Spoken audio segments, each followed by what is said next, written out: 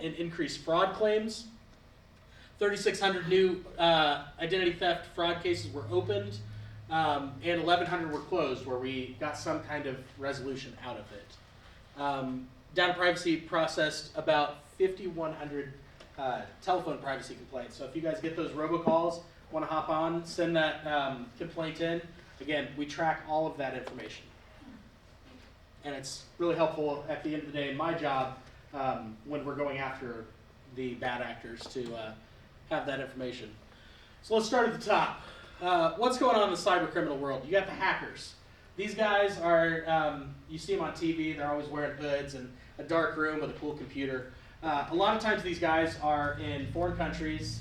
Russia is a huge one right now, Eastern Europe, and but sometimes they're in your backyard. It really depends on who it is. These guys are going to steal your data. So they're either going to send out some of these phishing emails we'll talk about, or maybe they hack into a business or steal the identity of somebody and trick somebody else into giving information. They collect all this data. They send it over to a kingpin. What this kingpin is essentially, think of your big retailer of personal information. These guys aggregate everything together, they package it up in a nice little package, and they sell it to the identity thieves. These are the guys doing the actual dirty work at the end of the day that are stealing the money, using those credit card numbers, and buying stuff or like getting the money and actually exploiting you. And typically, the kingpins are going to pay the hackers for the information, and then those identity thieves are going to pay those kingpins for the information. So 2022 Truecaller report. Truecaller, if you're peeked in, if this piques your interest, you can hop online, look up the Truecaller report. Have a bunch of interesting statistics about spam and scam. So as many as 68 million Americans, 26% of America, report losing money from phone scams, which is up from about 60 million in 2021. 1 in 3 Americans report ever having fallen victim to phone scams, 20% more than once. So if it happens to you, don't think you're the statistic, you're done dealing with it. It may happen again.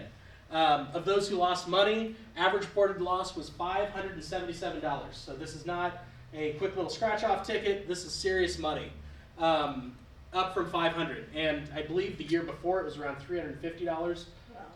So this is really rising quickly.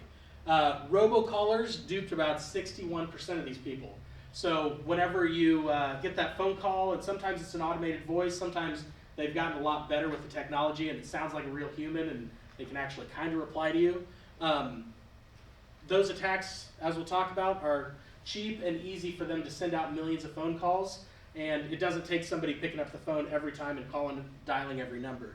So if they can do automated attacks, 61% is a pretty good percentage for them to make it worth it for them to try to scam you.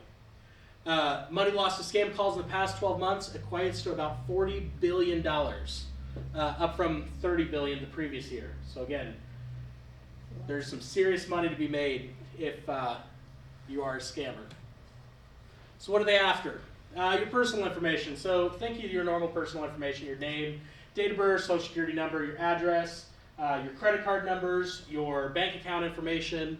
But they might also just want like login information because they like buying stuff on Amazon too. So if they can get your Amazon login, they can change that mailing address and get a new video game system or a new TV. Same thing with social media. They can do a lot of damage and find out a lot about you if they get that social media password and your banking password. They can drain bank accounts. So these last 3 categories are other things that they're interested in. So they might try to convince you to send them a wire transfer, send them gift cards, are 2 big categories. Those are perfectly legitimate ways to pay for things. Wire transfer, you want to buy a house. You're not just going to walk in with a giant duffel bag to buy a house, right? You've got to send that down payment, that full payment with a wire transfer. So it's a perfectly legitimate way to send it. The important part is, though, that with wire transfers and gift cards, you cannot get that money back. Once it's out there and you've sent it, there's no way to claw that money back, and that money's just going to be gone. So if you run into someone that's asking for you to pay with gift cards or asking for a wire transfer, raise the red flag. We're going to talk about a lot of red flags today. raise the red flag and say, wait a minute, slow down. What are they really asking for, right? Is this a legitimate transaction? Do I know who I'm dealing with, right? And hopefully it helps. They're also going to ask about information about people you know. I'm sure you guys have seen those security questions. What was your first dog's name? What street did you grow up on? If they could reach out to your sister and figure out what information they can about you, it might not be your social security number that they're after. It may be that extra question that they needed from you, and they figured out that they were a family member off of Facebook or something of the like. So types of scam calls. You've got your IRS, your tax man seeking unpaid taxes. Charities asking for donations. A lot of times you'll hear a charity name and you'll think, I know the Red Cross, but they didn't say Red Cross. They said the Red X or something very close to the Red Cross because they don't want the Red Cross getting on their trail at the same time. Free or low-cost vacations and timeshares, health insurance, customer care, and fake brick brand. That's when Amazon calls you and says, we couldn't process your refund, or we billed you double for your last order, couldn't process your refund. Just give me your credit card information, and we'll be sure to send that money right back to you. They don't send the money back. Free trials of products and services, car warranties, prize or lottery winnings, loved ones in trouble with the law. That's when, hey, this is Madison Police Department. We've got little Billy, your grandson, down in the jail. He's out of control, so we put him in a solitary cell. He can't talk to you on the phone, but if you want him out on bail, just send us $900. Ignore the fact that it needs to be Walmart gift cards and just make that happen, right? And fake kidnapping or grandchild, we'll talk about that in a little bit. It's the grossest scam that we've seen, but that's when somebody fake kidnaps one of your family members, calls you, they impersonate the whole situation, and extort thousands of dollars from you. So we'll talk about spam and scam robocalls. I'll ask the softball question to start out. Oh, and I should have mentioned, if any of you guys have questions as we go along, yell at me, raise your hand, ask me questions, hit me, throw stuff at me, please. Do you have something to start? Well, I've got a question. It's not as much of a question, but yeah, I guess it is. Last night I got something from my grandson about 9 o'clock, and it said somebody was involved in an accident, and then they had a face, with a tear. And I thought, I don't think so, but they, I had to reply back. Well, I couldn't reply back. They just wouldn't go, So I text my daughter, and she said he was hacked. So how do I determine whether it's really my grandson? At that hour, I don't like to call people. Yeah, that's one of those rock and a hard place situations, right? And so we'll talk about a few, if you were saying the same thing with your bank, I'd have the softball, like the easy answer of, look on the back of your credit card, call the number on the back of your credit card. Don't trust the caller coming in. But when it's a family member, you can either reach out to somebody else somebody around them. Maybe if they're married, you try to shoot their wife a text, or you shoot them a text, or reach out to them on Facebook instead of a text message or something. Or give them that call and let them know, because at the end of the day, a lot of people have, hundreds or thousands of friends on Facebook. And so if you're getting that message, there's hundreds of other people that are also getting that message as fast as they can, because it's a game of speed for them. They don't want to spend a lot of time to make a lot of money, and the second that Facebook is reported as a scammed account, they'll lock that account and make sure that it gets a new password and doesn't let anybody in until they do their verification process. So sometimes, while it may be late, that might be an important thing to save somebody else from getting scammed and figuring that out. Does that make sense? Yeah. Yeah? I have a question. I've been hacked on Facebook, and I have different accounts, and I can't get those accounts off. Somebody actually two times, they put a picture and put my name, and it wasn't me. And then I have another one that put a different name with the last name, but it wasn't me, and I can't get rid of those. The fake accounts that aren't yours. That's a huge thing right now, because it's super easy to make accounts, right? I could make an account for you sitting up here. Right. The important thing is just to report them to Facebook. And if you have a couple friends that also want to report them, just to kind of get that. I did, and I'm not getting any response. I'm not getting any assistance. Yeah, submit a complaint to our office, and we can talk. One of our investigators deals solely with identity theft, and I know she's got connections to a bunch of different companies, and a lot of times has some contact that if the normal channel doesn't work of reporting it, we may have a way to shoot someone a message and kind of escalate the issue. Okay, thank you. Yeah. So who's got a robocall? Yeah, that way. So robocalls, they're calls that deliver automated pre-recorded message. Sometimes it's recording, a robot voice that's really boring, or sometimes it's a human voice. Robocalls in and of themselves are not illegal, right? Easy example of this, who's had a doctor's appointment, a prescription, order pickup, and you've hit the button, please call me when my order's ready. They don't have somebody sitting there on the phone calling every time the prescription's ready. They have a program that does that. It calls you and it says, your prescription's ready, come pick it up, right? That's not a bad robocall. You've consented to that. We'll talk about consent in a minute, but that robocall isn't a bad thing. It's when those robocalls are used in a nefarious way to try to scam people. So the spam and scam calls are unsolicited calls where the intention is to trick or scam the recipient. And ultimately, consenting to calls allows you to call, or the companies to call you. So again, consent, you all know what consent is when you give somebody permission to do something. That's your doctor's offices, or your doctor's appointments, your car sales, insurance. It may not be with the party that you're talking to, though.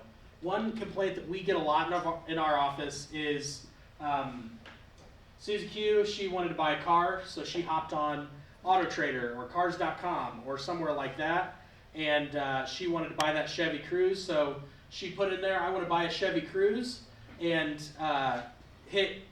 have somebody reach out to me, right? And the local Ford dealer calls a few days later, and is like, hey, we got a Chevy Cruze, heard you're in the market. And this person's like, where did you get my information, right? I didn't even know you existed, Ford dealership. Like, where did you get this? Well, you consented to the other party giving your information out. So we track that down a lot.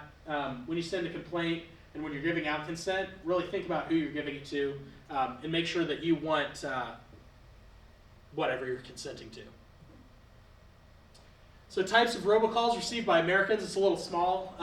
Vehicle warranties is at the top. That number started to plummet. I believe Ohio sued a company that was doing a lot of vehicle warranty calls, and over the course of like 1 month, that number, I think it went down 80, 90%, something like that. So we'll get some new creative people going. But Medicare, money owed for tax or legal fines, offers to switch your TV, sweepstakes and lotteries, IRS. Social Security number has been suspended. That's always a scary one. They say they're going to arrest you. Investing in cryptocurrencies. So if you want to get rich quick, just give me a bunch of money. I'll turn it into this fake cryptocurrency, and you'll be sure to make money. One thing that we do is a lot of research on the dark web. So when you think of the internet, there's kind of two different groups. There's the internet that everybody's on day in and day out with Google, Facebook, all of that. And then there's the dark web. The dark web was developed by the military way back when, and essentially is a decentralized internet, so nobody can track who is actually communicating with websites. Great in theory, but what it turned into is a marketplace for all kinds of illicit items, drugs, all kinds of pictures that are gross, that at the end of the day, for what we're talking about, data. So those hackers get the data, they sell it to those kingpins. The dark web has websites that look a lot like Amazon or Walmart's website, and you go on there and you pick what you want to buy. So you want to buy a social security number, it's $1. It'll be a valid social security number, but won't come with any other information.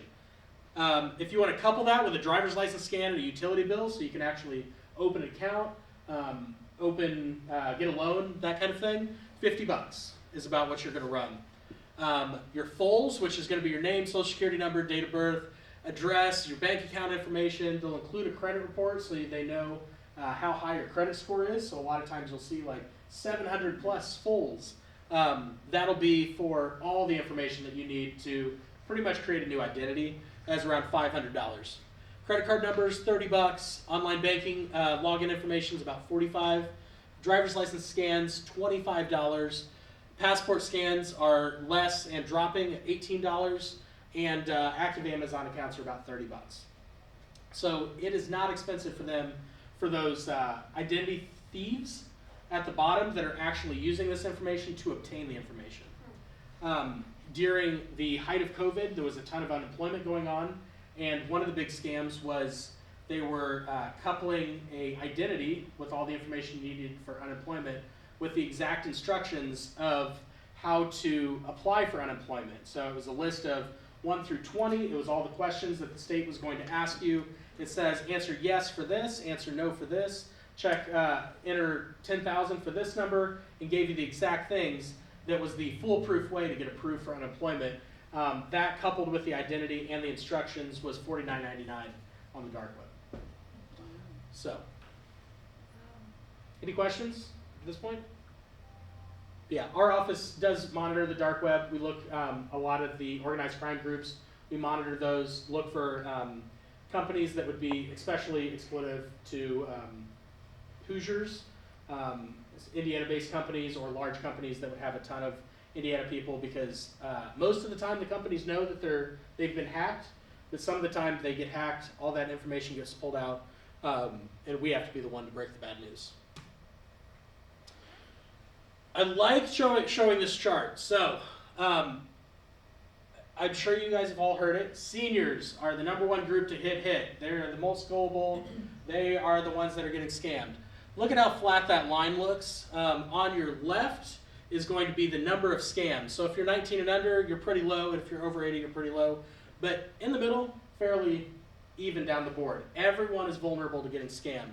That 60 to 69 group is a little bit bigger, but nonetheless, this is not an issue just for seniors.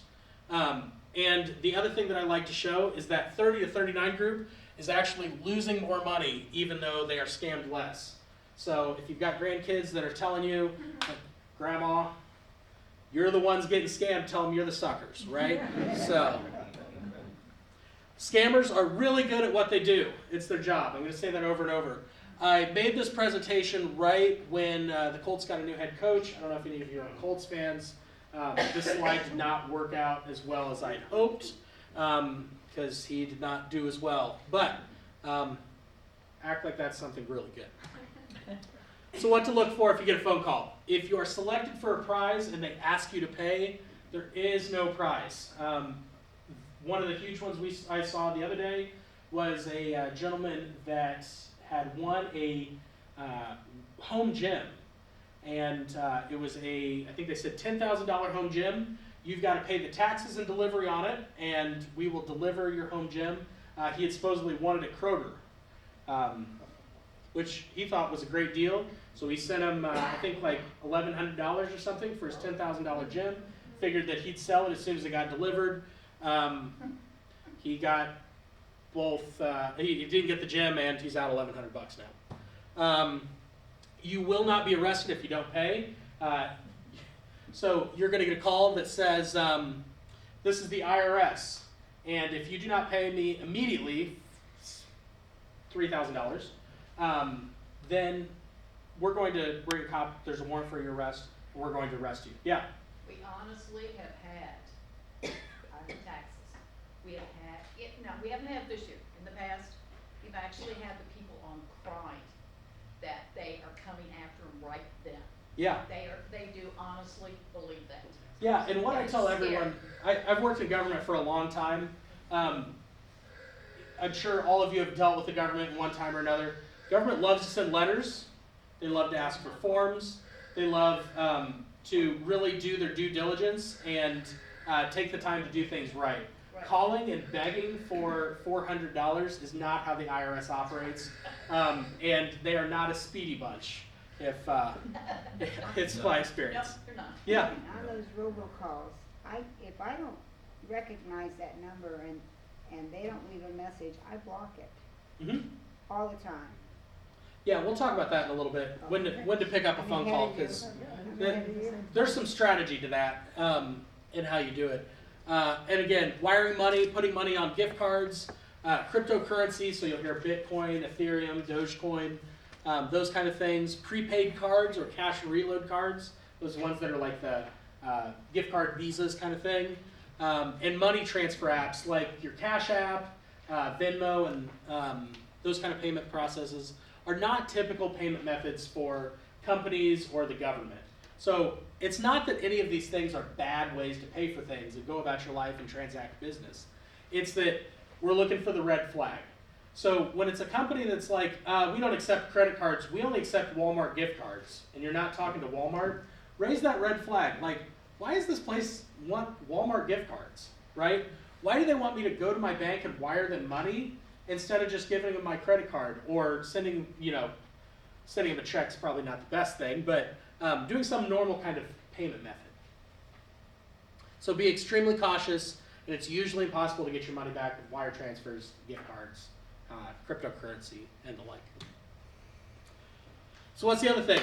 They're all about hurrying. So they want you to decide now, because they have somebody else on the line and they want to make money, right? They don't want you to think. They want you to make an emotional decision to go ahead and pay them, and it needs to happen now. So when they're trying to rush you, one example I always give, I'm sure all of you at one time or another have bought a car or bought some piece of furniture. You've gone into the store and you're like, today I'm going to look. I want an ottoman, but all I'm going to do is look. I'm going to come out of that store, I'm going to go to another store, and then you meet the slickest salesman of all time, and somehow you end up with a bedroom suite. Like, it's happened. These guys think about how to manipulate people, and they are that prime salesman that knows how to get the job done because it makes them tons of money. So think about, do you have a relationship with the company calling? I personally am not a big Walmart guy. I like Target more. So when Walmart calls me and they say that your order has been denied and we need your credit card number, I didn't make an order with Walmart. Or, I have Verizon, I don't have AT&T. Or I don't have an American Express. Think about who that relationship is, and do you normally transact business with them? Asking for personal information, so if you get a phone call and they say, hey, this is the IRS, we just want to verify that we know who we're talking to. Can you say your name, please? Give us your social security number. Give us your address. Send us a copy of your driver's license. That's not a normal thing, okay? And if they're calling you and trying to get that information, it's likely because they don't have it. So what you're going to do instead is if they say, hey, this is your bank, right? This is Chase Bank. This is whoever. We need all this information from you. What I typically tell people is say, hey, do you have an extension? I'm going to call the number on the back of my card, or I'm going to call the number on Chase's website. I'm happy to reconnect back to you because I think you're a lovely person, but I need to call this because this goofy guy up front told me that I am not allowed to give you my information, right? I need to find an independent source for that phone number to be able to give that information. I need to make the phone call. So find that number on the back. You can try to connect to them. More than likely, when you ask for that extension, you're going to hear a click, and you're not going to hear from them for a few weeks. And legitimate robocalls do not typically ask you to do anything except maybe confirm. So what does this mean? You have a doctor's appointment, or you have let's make it fun. You have a foot massage, right? Yeah. And they give you a call, and it's a robocall. It's a fancy foot massage place because they can afford a robocall system. And it says, hey, you have an appointment on Tuesday at 10 a.m. Would you like to confirm this? Press 1. Sure. That's innocent. They're not going to get anything from you. Let's say it's the IRS on a robocall, and they say, hey, we just want to check your balance. And please enter your social security number so we can give you your balance on your account. Think twice about that, right? If it's a robocall, it's probably just going to be a confirm if they're calling you. There's times when you talk to a robot on the phone with your bank or something and you have to type in your account number. Again, you know who you're calling. But when it's calling you, you don't always know who you're calling because there's a lot of ways to fake that calling number. So that brings me to caller ID spoofing. So, who's gotten a phone call and it says some name up there that is nothing to do with whoever called?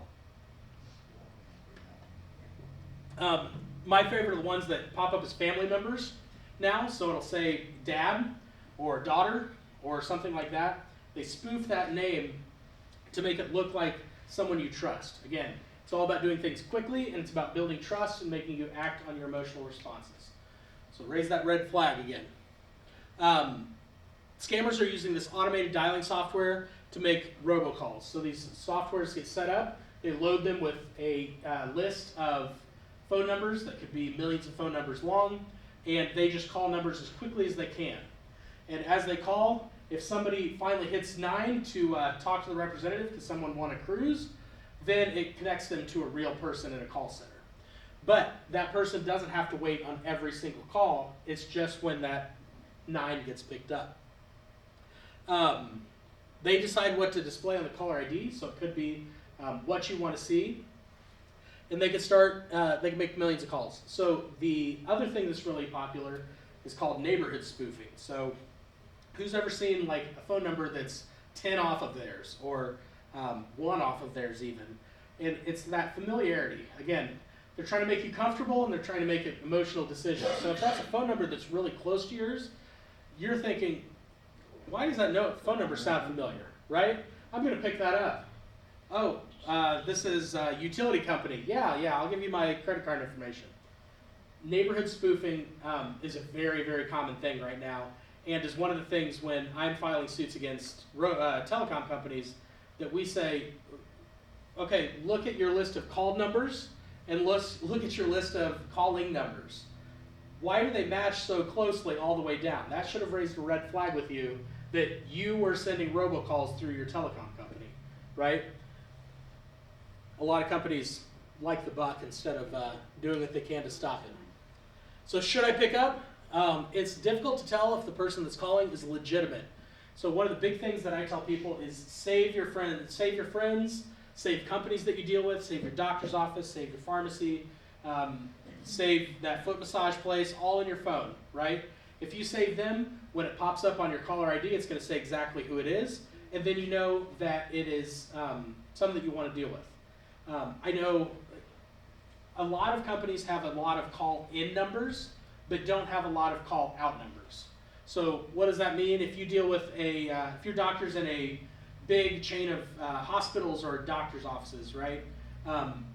Each office might have their own call-in number, but whenever they call you, it might say just the same number every time, no matter what hospital or doctor you're dealing with.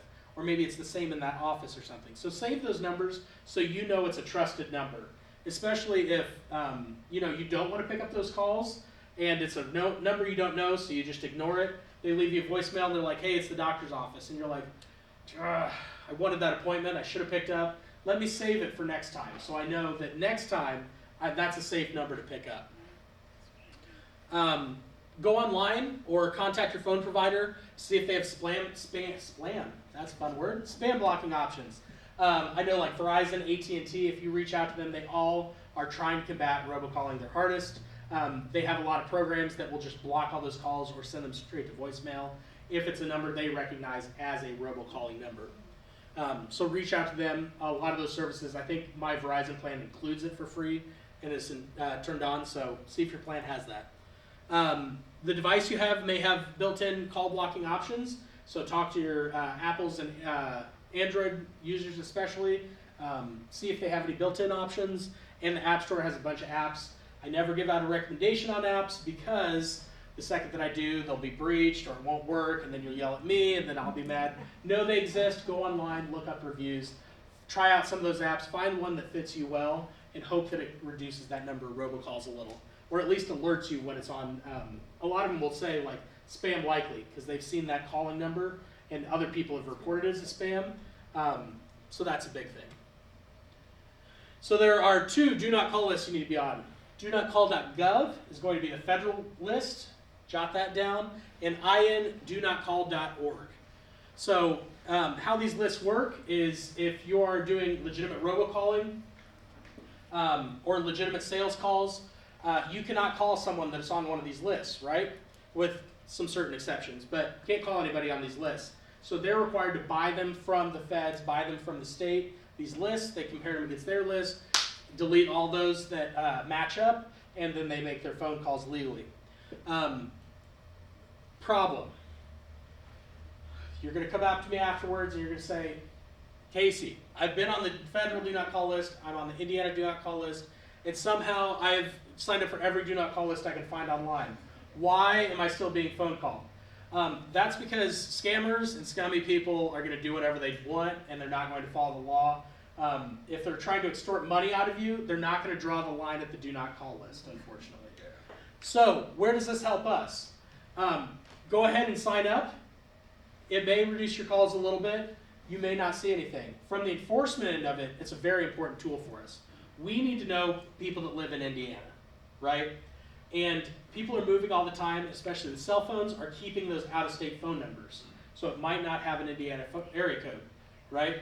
So we need a list to compare when we get the call detail records, they're called, the CDRs from these telecom companies and these scammers. We get millions and millions of phone calls. We have software that can compare those millions of phone calls to our do not call list and say, these are all the numbers that match up. I can for sure say that all of these people are Indiana residents. And if I can do that, I can show to the court that they're making a lot of phone calls that they weren't allowed to because they did not have consent. So yeah, please line up or sign up. 4 types of telephone solicitors who are exempt from the law and may continue to contact you. Charitable organizations, but their calls cannot be robocalls. They have to have somebody actually calling each and every phone call, like dialing a number basically. Newspapers, same thing. Licensed insurance and real estate agents. Indiana law does not allow companies with existing business relationships to make sales calls unless you have provided your permission to do so. So if just because you go to McDonald's and you buy a cup of coffee does not give McDonald's the right to give you phone calls. You have to give them explicit permission. So how does our office investigate these robocalls? So to understand that, you kind of have to understand how do these phone calls work. Back in the day, I'm sure you've seen the pictures. You got the person sitting in the little room with the giant switchboard, plugging in all the stuff, right? Crazy. We've progressed to the point that became machine automated and now is completely done over the internet via VoIP, pretty much. Voice over internet protocol, VoIP, is what allows us to make phone calls very cheaply, very quickly, very efficiently. They sound really good. We can make overseas phone calls very cheap. But it also lets all these scammers make phone calls very, very cheaply from overseas. It's great in many contexts, but they're also very difficult to trace. There's a new law that says that these telecom companies need to be stamping all these phone calls, but it's just now getting up to speed, and they're figuring out that it's not working like they wanted it to. That's federal law. So US Telecom is an industry consortium of telecom companies, came together and they came up with a plan. That way they weren't as regulated by the feds, and they could kind of do it themselves. So what happens practically? We'll go back to that. So between the person that makes the phone call and the person that receives the phone call, there's a bunch of telecom companies in between. They pass that phone call from company to company. So what the consortium does, US Telecom, is they say, okay, we have Betty Lou here. Betty Lou received a phone call from a scammer. We want to figure out who made that phone call and who dealt with that phone call. So Betty Lou, you're a Verizon customer. We're going to go to the start. Verizon. Verizon's going to say, okay, we dealt with ABC Telecom. ABC Telecom's going to go, we didn't get that phone call directly. We got it from 123 Telecom. And they narc all the way up the line until we could trace that entire path back to the point that it entered the country. After that, we lose jurisdiction. And we call that first point of entry, first company that gets the phone call, the point of entry or the point of origin. So, what are we doing about it? Our office, with Attorney General Rokita, and Ohio and North Carolina all came up with an idea of how can we combat these robocalls? Because these robocalls aren't coming from the US. We don't have jurisdiction to go after the companies actually making the calls, but we can go after these telecom companies for facilitating under law. So us, Ohio, and North Carolina banded together, created a bipartisan effort, and decided we're going to give it our best shot. We ended up getting all 50 states and DC on board, and we are initially going after about 20 telecom companies that are responsible for around 60% of the robocalls coming into the country. So in an ideal world, if we could get that to stop perfectly, we'd cut it by 60%. But what we're hoping happens is that we set the example with them, and then it trickles down with companies not wanting 50 states' attorney general's offices coming knocking on their door threatening to sue them. And we're hoping that really slams the door on robocalls. But keep an eye on it. I know recently one of the big telecom companies refused to comply with any of our requests. And so we're in a little legal battle with them just to get the initial documents in our investigation. So you'll see some news about that in the coming days and weeks. Yeah, you'll see news about settlements hopefully here soon, and some different cases that might come about because the companies don't want to comply. So I'll stop here for a second. Do we have any questions? I'm blasting information at you. Yes? You know, it used to be fishing was something you did along the river, and now that's a whole new art form in itself. Maybe describe a little bit of what fishing is and all of this. So I have some examples at the end of some different fishing. Yeah, that's a great question though. So a big part of my practice is I've kind of got two sections: robocalling, and then I do data privacy. So when those companies do get hacked, looking into all that, investigating them. The most common thing that I see in the common thread is those phishing attacks. So phishing attacks are going to be typically fake emails, but also sometimes some fake text messages or fake applications that are looking for either personal information or more likely login information. So it's going to look exactly like that Amazon email that you got when you ordered socks, and it's going to say, there's an issue with your payment. It didn't go through. I don't know if your card wasn't good or what, but click here, update your card information, or click here to log in because we don't think your address is right. It might be innocent, right? Or we're out of the quantity that you wanted, right? We only had the 12 packs of socks instead of 6. To accept this, log into your account. And it puts a big old Amazon login button that looks exactly like a normal Amazon login button. Takes you to a fake website that looks a lot like Amazon. You type in your name or username and password, and all of a sudden now they have it. That was a fake website, right? And a lot of times what they'll do is they will take you to a fake screen to log in, and it will say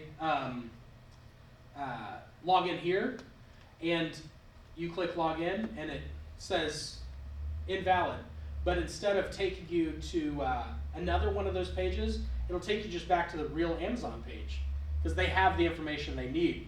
And then it's out of mind for you because you made the Amazon page that's real.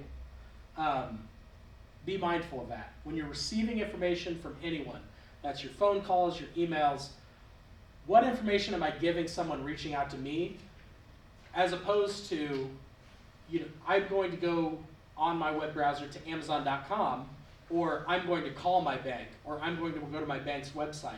Make sure you're making the affirmative step to do that rather than just clicking on a button on an email, because it might take you someplace that looks real but isn't. And I'll have a few examples of that in a second. So a fake caller ID utility shutoff scam cost a Troy woman $700 via Zelle. She got a call. The caller ID was the actual phone number of her utility company, and it said, hi, you owe $1,900. If you don't do this, you're going to be shut off in April. When the Troy woman, she said, I can't pay that, right? I don't have $1,900. Look at my bank account, I've got $700. And the utility company conveniently said, you know what? 700 sounds great. Ended up being a fake utility company, right? Again, they called her and she made the affirmative step to go ahead and do that payment. When they called her and they asked for payment information, that should be a red flag. It's a normal thing for possibly, you know, your utility company to call you and say, hey, we didn't get your payment. But that's when you can say, again, goofy guy in the front of the room said I'm not allowed to give you anything. What's your extension? You know, is there let me get on the website and I'll pay it right now. Don't listen to the phone number they're giving you. Don't listen to the website they're giving you. Go look at an old bill, find the website, or look at the bill and get the phone number for them, and you can connect right back to them. And these companies, if it's a legitimate company, are used to dealing with this because they're having their names dragged through the mud with scammers. That if you say, hey, let me call you right back, I don't want to get scammed, you know, they're going to say, certainly, right?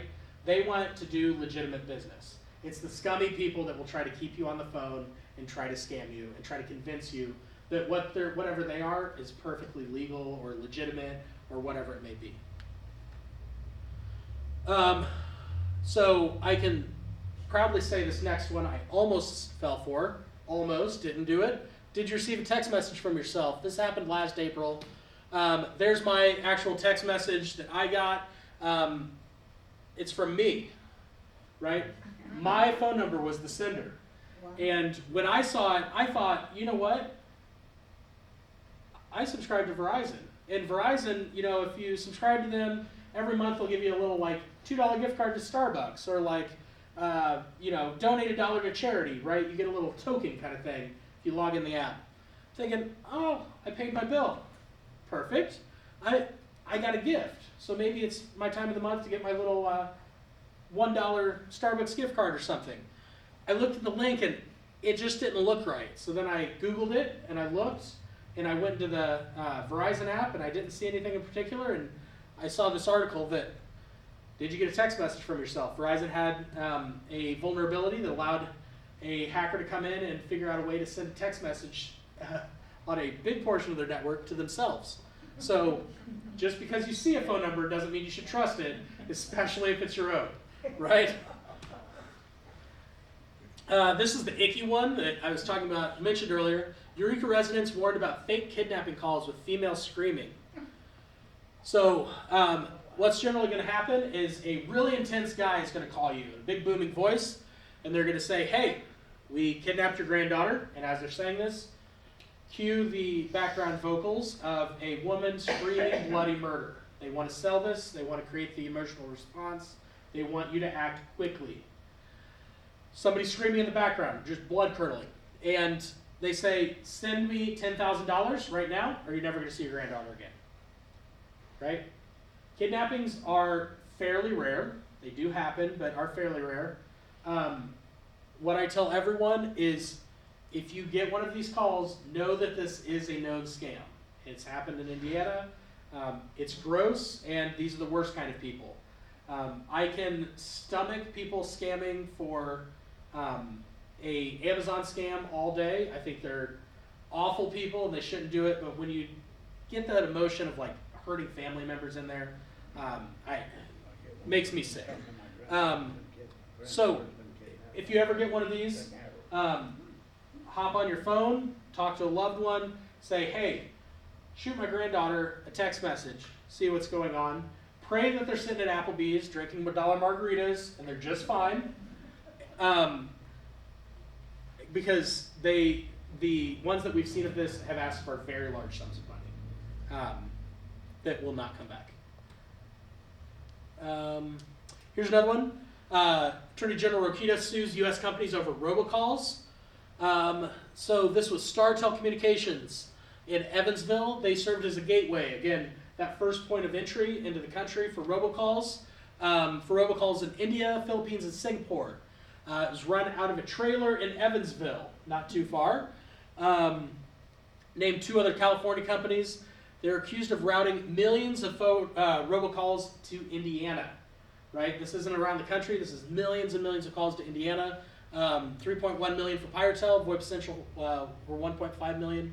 I think that was over at the course of 1 year. Is all the call detail records we got. They said both companies knew StarTel was sending robocalls, and they were each paid more than $100,000 to look the other way. So it can't happen in your backyard. Phishing, exactly what you were talking about. You're on top of it. You know exactly what's going on. Phishing license, apply here. I'd like to apply for you're under arrest. Should have seen that coming. That's the best phishing joke I had today, and it bombed. All right, PayPal. This is a good example of a PayPal email. It's going to look exactly like PayPal if any of you have used PayPal. And it's going to give a big thing that says, we emailed you a little while ago to help you resolve an issue. Notice some unusual login activity, right? That's concerning. Click here, log in. They'll get your PayPal information. They will use it as fast as they can to drain it as much money as they can. Switch that into crypto that's nearly impossible to track. Put it into a pool of crypto after that, and really make it impossible to track. Yeah, you lose a bunch of money, you lose your account. Did you have a question? I've had that happen to me. Yeah. My answer to that was I called PayPal direct. Yep. And Call. delete that from my computer and forget it. The good ones, though, are going to have a phone number right here. It's going to say customer service, Yeah. right? I was telling the ladies up front earlier, we dealt with a company in Russia that was, they were running a ransomware operation. So we saw how cheap data is now. So a lot of companies, or a lot of hackers now, are hacking into companies and holding their data ransom. They do what's called encrypting it, which is scrambling it with a special code, and that special code is nearly impossible to crack. They do that to the hospital. Yeah. They do that to the hospital here. Mm-hmm. Yeah. So they do the ransomware. They say, give me $3 million, and we'll give you the code, and you can unlock it. Our office has a lot of issues with this because we have some severe concerns about data integrity as well. That they didn't mess with the data before they encrypted it or during the encryption process. But nonetheless, this company was a full-blown organized crime ring. They had a HR department, they had vacation days, they had performance bonuses, they had their hacking group that was on one floor that was doing the actual hacking. They had a call center that was on another floor. So when you called in for your to negotiate your ransomware, they had different people that were ready to do that. They had an email and text message communication crew. They had break rooms with a ping pong table, I'm sure. Right? This is a normal, everyday company, but their business is Fraud. exactly. Oh, wow. So if you see a phone number on there, don't trust that phone number. That goes back to that. Hop online, paypal.com, and find the contact us button, right? Because just because this comes in an email does not mean that it's legitimate. Same thing, Windows user unusual sign-in activity. Somebody in Nigeria tried to sign into your account. Click here and give us your old password and we'll be sure to change it. Again, they're going to take your password, they're going to charge as much as they can, as quickly as they can, and be done. Sometimes it'll pop you up to a page. Who has Gmail? Ever logged in on a computer? This looks really familiar, right? This is not real. This is going to be a fake Google page. Type in your email, type in your password, hit sign in, and they now have your login information for your email. If they have that, then they can likely get into your bank account, your Amazon accounts, and the like. Due to a system error, you were double charged for your last order on Amazon. Refund was processed but cannot be completed due to errors in your billing information. Just click here, give us your updated address. It's going to ask you to log in, ask you to give that credit card info. That's all going to be gone instantly. This is an interesting one that I think is going to rise in prevalence as they catch on. Subscription phishing, right? So this is an easy one to think about. You have a credit card and your credit card's only good for a few years, right? Naturally expires, they send you a new one, they're happy to send you a new credit card, but you get a new credit card number every 3 to 4 years, whatever it may be. Let's say you have Netflix, and you get an email from Netflix that says, hey, your card expired. Click right here, log in, put in your new credit card information to make sure we paid. To me, that sounds perfectly logical, right? Like, yeah, I probably had a credit card expire, and I probably need to update my payment card information.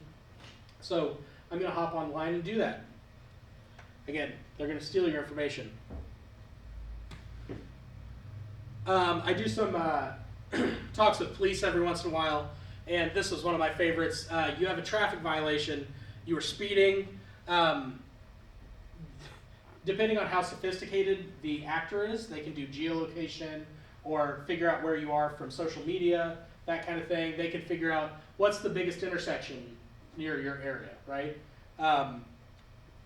So they're going to say Main Street, and whatever this right here is, you blew a red light. You were speeding 20 over, right? Don't contact the police department. Click the Easy Pay link and pay via that your $150. Because again, this is fake. And if you choose to contest it, click here to send an email complaint. And if you think that email complaint is going anywhere valuable, you are poorly mistaken. So a few final tips. I'm actually going to start at the end here and bring up a point that I should probably make a slide for, but who has heard of multi-factor authentication or two-factor authentication? All right, so I'm going to explain what it is, and I bet more hands will raise. This is when you go to most of the big websites now, and you have to enter your password, and it says, we're going to send you a code on your text message or in your email, and then you need to put in your code, right? That's called multi-factor or two-factor authentication. And what that basically does is it's getting two data points. It's getting one for your login, and it's getting one for a known account of yours that you set up. If you set up multi-factor and two-factor authentication, it will cut, according to Microsoft, 99.9% of automated attacks out of the equation. That will cut 99.9% of automated attacks and scams on you. If it is a targeted attack and it's somebody that really wants in your stuff, that doesn't count because they do a lot of tricky stuff to make that happen. But the automated ones, those mass attacks, those are the big money makers for these guys because again, they cast the wide net and they're hoping to just catch a couple fish because a couple fish means a lot of money. So set that up where you can, especially on those sensitive accounts. Those retail accounts, your banking information, your email, use that two-factor. I know it's annoying. I know. To look at your phone, type in the code, do the deal. But safety-wise, 99.9% of attacks, automated attacks. Other final tips. Be mindful of who you are giving your information to. Not just your credit card number, your name, your address, your social security number, the name of your first school. They might not just want your info, but they might want your family, friends, coworkers. Be careful giving those verification numbers on your phone, especially if it's spoken. If somebody's asking for that number and it doesn't seem like the normal login, or if it's like a support line, they're likely trying to hack into your account and change your password. That's what happens. So, yeah. I've had a couple recently. I had one the other day, and it said my renewal with Norton's antivirus had elapsed, and which I don't have. Yeah. And I knew that, but Norton's, and it's something to watch for, and I've been taught that in my company, is Nortttons. So they will do that. And then I had another one, and it came on, it goes, we're getting your whatever it was to be shipped, but we're missing something. Yeah. And I just go, delete. Yeah. I don't even mess with it, I just delete them babies, so. Yep. So be careful giving people those verification numbers. If someone you don't know called you, again, politely ask to call back and find a number from that outside source. Look for that Chase Bank phone number. Don't just trust whoever's calling you. And if they're threatening your loved ones, get a hold of them. I don't want to see that scam happen to anybody I meet. Don't be afraid to pause, assess the situation, take a break. Again, they're looking for speed, they're looking for emotional response. Look for your red flags, take a minute, ask someone you know, hey, does this pass the smell test to you? Because something doesn't seem right. I see a couple red flags. Get a second opinion. Nobody's going to fault you for taking an extra couple hours to make a decision.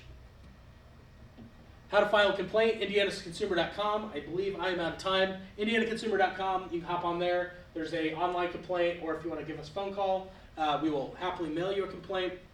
Do not call, text message complaints, identity theft, consumer complaints, anything like that happen, you're welcome to take a picture of this or just search for the Attorney General on Google. Consumer Protection Division is where you're going to find it. We really do look at all these. We try to find the trends the best we can, and we use that information. So like on those that I did, when I just deleted them, should I have sent those to you guys? You definitely can. I mean, would that help you all? Yeah, we receive them, we process them, and we file them depending on what they are. So if you want to take the time in that, if you want to send them in a batch, you can also do that and just say, Well, you the know. one I almost I'm gonna call them, somebody used my number, and I'm like, no.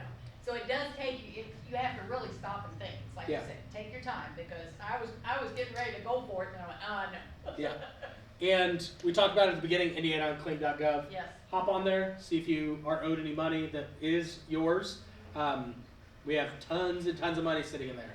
So look for your loved ones, look for you, look for misspellings of your name, look for misspellings of your address, because sometimes it'll, in the computer systems, put the names in the wrong place and that kind of thing. So check it out. Thank you for your patience. If you have any questions, I'll stick around for a couple minutes. Thank you guys. Thank you. Thanks.